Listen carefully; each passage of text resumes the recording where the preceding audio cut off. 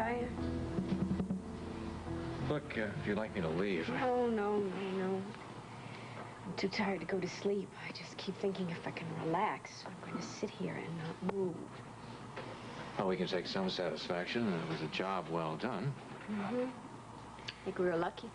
Yeah. Does anybody, I don't know about that crushed chest, but Melville seemed to think he had a good chance. I can't wait any longer. I'm going to call Jeff.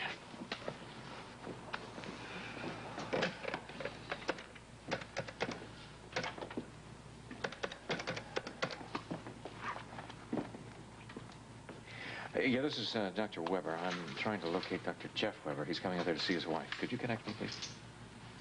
Thank you.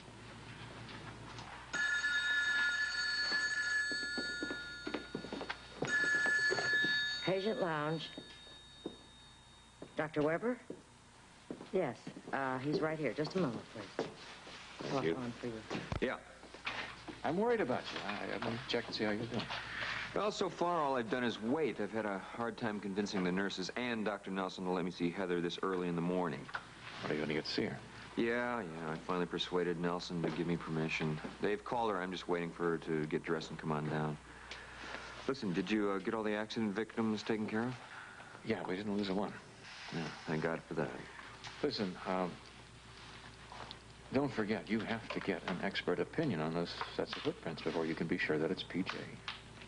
Stephen Lars, the same. Yeah, I know. But I am sure, Rick, believe me. You confront Heather with this kind of news, and if it isn't true, that could be very traumatic on her. Oh, trauma be damned. Diana convinced me that Heather's faking her amnesia and that she's known for years that PJ is my son. Now, this time I'm going to get it out of her. Just go easy for me. That's all I'm asking, okay? Yeah.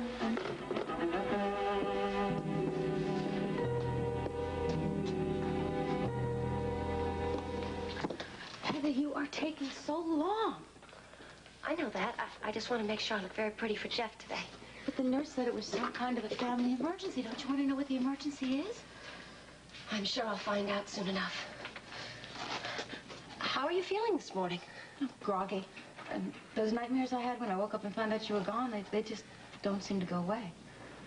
Well, Sarah, if those are the worst nightmares you ever had, I'd say you're in pretty good shape. They were very bad. You don't know. You weren't there. That's right. I was here. And that's what's so silly about it. Look, since you're dressed and everything, why don't you go down to the patient lounge and tell Jeff that I'm ready and that I'm hurrying and I'll be down soon. All right. But you're not really not hurrying. Yes, I am. I am now. Go on, scoot.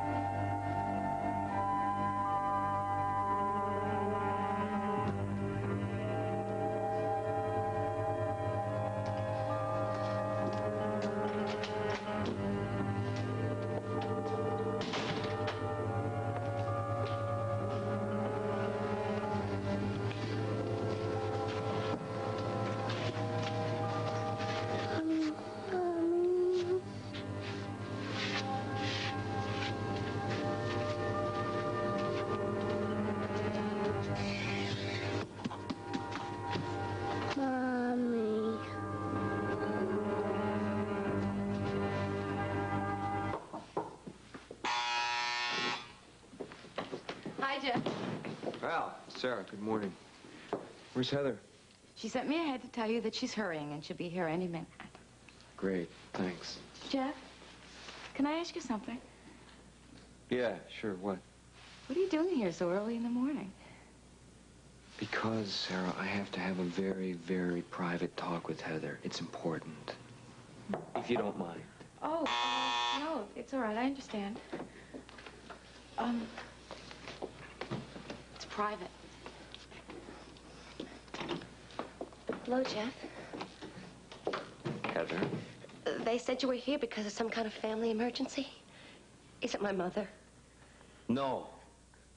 It's Diana. I've been to see her, Heather. I know everything. What do you mean you know everything? What are you talking about? Heather, come on, let's not play games, all right? You know perfectly well. Jeff, don't torment me this way. Please tell me. I don't know. Look, will you stop pretending like that? I know you've been faking the amnesia, so just stop it, all right? Faking it. Yeah, faking it.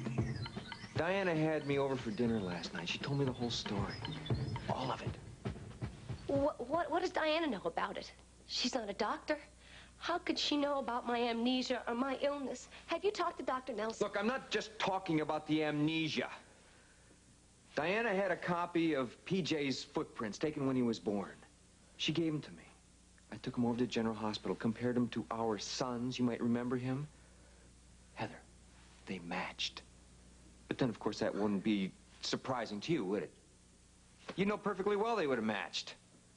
I don't know anything of the kind.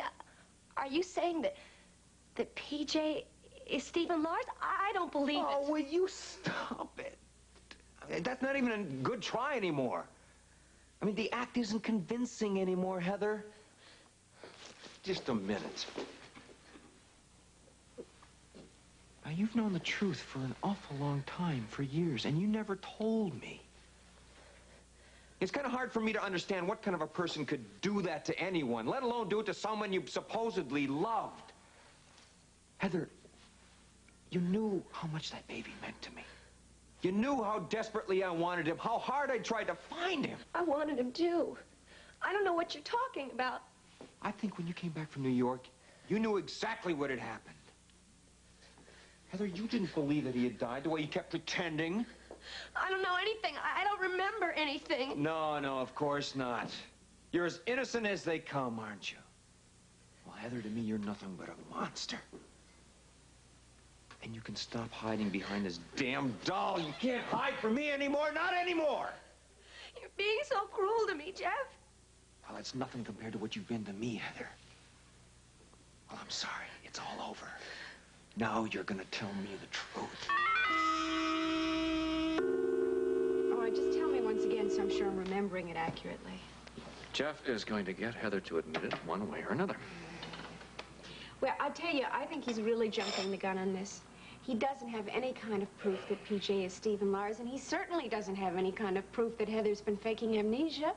I know that, but he says he's going to get Heather to admit it. And Diana has him convinced. His being convinced is not evidence. Yeah.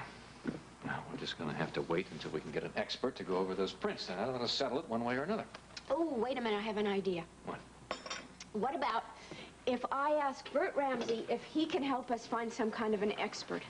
You mean on the prints? Yeah, the police department has the best experts that there are in all kinds of prints. That sounds logical to me. That would be the place to turn. And if you like, I could call him right now, and then we'd know one way or the other if he can help us. Lesley, isn't it a bit early in the morning to call him? Oh, no. He's a police officer. They're worse than doctors. They're used to being called at all hours. Well, being used to and accustomed to that doesn't mean that he necessarily likes it. Besides, it's usually on police business. Okay, Right? This is an emergency. I will tell him that, and I'm sure he'll understand. Oh, I'm not saying, Lesley, that he would probably jump to do it for you. I mean, he acts like putty in your hands. I realize that you think that Bert and I are just this side of a flaming romance, but that's all in your imagination. We're only good friends.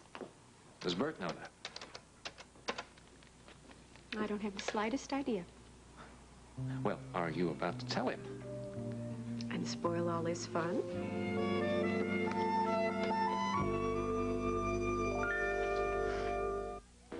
Let me have my doll back. I want her so much. Oh, Heather, will you stop it? Just stop it. You don't care about dolls. This doll I do. I feel lost without her. All right, fine. You've got what you wanted. You want to start telling me what I want to hear? I can't tell you something I don't know. Dr. Weber, we have certain rules and regulations here, and I simply cannot allow you to disturb a patient like this. Listen, you want to do your best to just stay out of this? No, I won't. I mean, I can't believe that you, a doctor yourself, can come in here, a sanitarium like this, and cause such upheaval. I'm sure Dr. Nelson did not give you permission to bully her like this, or to make her cry. Listen, I know exactly what I'm doing, nurse. This is strictly between my wife and myself. In that case, I'm going to have to contact my supervisor. Fine, you do just that. Now, are you going to tell me, or am I going to have to shake it out of you? Jeff, I'm innocent. I haven't done any of those things you accused me of. Or if I have, I don't remember them. Don't hate me for not remembering. Oh, this is impossible. I cannot stand by and be a party to this sort of thing. Then don't. Go on back to your desk. I know what I'm going to do. I'm going to call Dr. Nelson right now. Fine. Now, you listen to me. I'm not fooled by this act of injured innocence anymore. You may have been able to fool everybody around here, but not me. Lady, I've been deceived by you for the last time. I know now that Cal Jameson was telling me the truth just before he died. I don't know any Cal Jameson. Oh, yes, you do. Well, let me tell you something, Heather. Before I'm finished, I'm going to know the whole story. And I'm going to hear it from you. Dr. Nelson, I'm sorry we have to bother you again, but I have a situation on my hands that I simply can't deal with. All right, Miss Watkins, what is it? It's Dr. Weber. He's upsetting Heather terribly. I've asked him to stop, but he just said I should mind my own business. What's Heather doing now? She's crying, and he keeps going on and on at her about whatever it is. Oh, I don't know what to do. He doesn't listen to a word I say. All right, I'll get dressed and come right over. Now listen, meanwhile, call security and tell them to get Dr. Weber out of there.